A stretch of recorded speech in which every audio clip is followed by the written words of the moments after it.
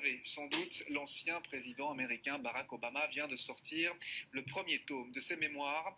L'opération de communication qui entoure cette sortie est clairement d'envergure. Mais le livre se vend-il chez nous? C'est ce qu'on voit avec Alison Delpierre. Il trône là fièrement et en ombre dans la vitrine de cette librairie bruxelloise. Et dès l'entrée, c'est lui aussi que l'on retrouve. Le livre de Barack Obama semble avoir envahi les étals. Et les lecteurs sont au rendez-vous. Ariel n'hésite donc pas longtemps avant de l'embarquer. Mais parce que pour moi, c'est une icône mondiale. J'en ai entendu parler, oui. C'est la raison pour laquelle, je ne vais pas dire que je me suis empressée, mais voilà, l'occasion fait le larron et je suis venue l'acheter.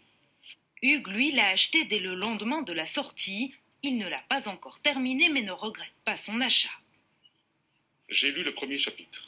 Et effectivement, je rejoins ce qui a été dit. C'est très bien écrit, c'est aussi addictif qu'une série, quelque part, parce que la mise en place correspond vraiment à une montée en suspense au fur et à mesure, si on veut. Pia passe en caisse avec les mémoires de l'ancien président américain, un homme qu'elle trouve inspirant. Les gens de politique devraient être comme ça, en fait.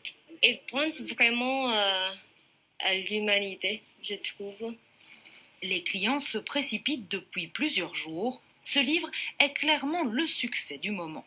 La Terre promise d'Obama vend en quelques jours plus d'exemplaires qu'un Harry Potter. Si on enlève tous les livres commandés à l'avance quand sort un Harry Potter, vendre sur 5 jours 500 volumes, et en tout, toutes langues confondues, 800 volumes d'un livre, c'est du jamais vu. Moi, je ne m'attendais pas à un tel tsunami, je veux dire un véritable tsunami.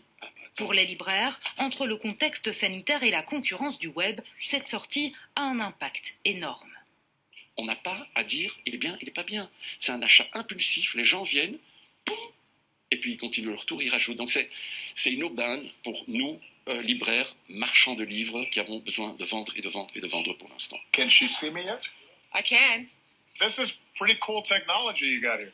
Entre interviews exclusives, sorties mondiales orchestrées et millimétrées, Barack Obama semble conserver une aura qui dépasse largement les frontières des États-Unis, mais aussi la seule stature d'homme politique.